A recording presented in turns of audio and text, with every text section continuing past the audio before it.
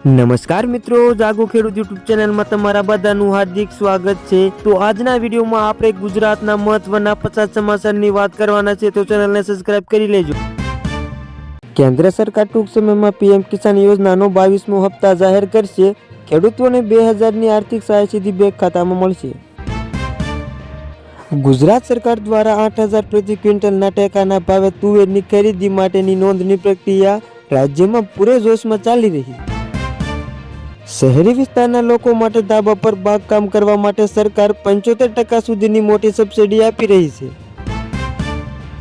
ગુજરાતના ખેડૂતોને નવો સ્માર્ટફોન ખરીદવા માટે 6000 અથવા તેની કિંમતના 40% સુધીની સહાય આ ખેડૂત પોર્ટલ દ્વારા આપવામાં આવશે। ખેડૂતોને સિંચાઈ માટે સોલાર પંપ સ્થાપવા પર સરકાર 60 થી 90% સુધીની સબસિડી આપી રહી છે। રવિ પાક માટે રાજ્યમાં યુરિયા અને ડીએપીનો ખાતરનો પૂરતો જથ્થો ઉપલબ્ધ છે। ખેડૂતોને ચિંતા ન કરવી, કૃષિ મંત્રાલયની અપીલ। ઘઉંના વાવેતરમાં વધારો। આ વર્ષે ગુજરાત સહિત દેશમાં ઘઉંનું વાવેતર 2% વધીને 334 લાખ હેક્ટર પાર કરી ગયું છે। વાવ, થરાદ અને પાટણના ખેડૂતો માટે સરકારે વિશેષ પેકેજ જાહેર કર્યું, જેમાં હેક્ટર દીઠ 20,000ની સહાય મળશે। ખેતીમાં આધુનિકીકરણ માટે ટ્રેક્ટર અને અન્ય કૃષિ સાધનો ખરીદવા પર સરકાર ખેડૂતોને આકર્ષક સબસિડી પૂરી પાડી રહી છે। પ્રાકૃતિક ખેતી કરતા ખેડૂતોને પ્રોત્સાહન આપવા માટે રાજ્ય સરકાર વિશેષ બજાર અને આર્થિક મદદ આપવાની તૈયારીમાં છે।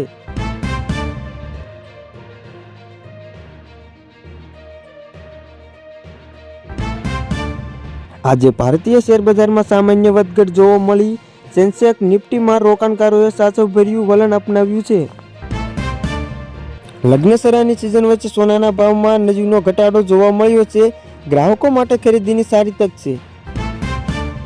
ભારતે સોનગેલ અને નેપાળ જેવા દેશોમાં ચોખાની નિકાસ માટે નવી એડવાઇઝરી જાહેર કરી છે, જેમાં વેપારીઓ માટે મહત્વની છે।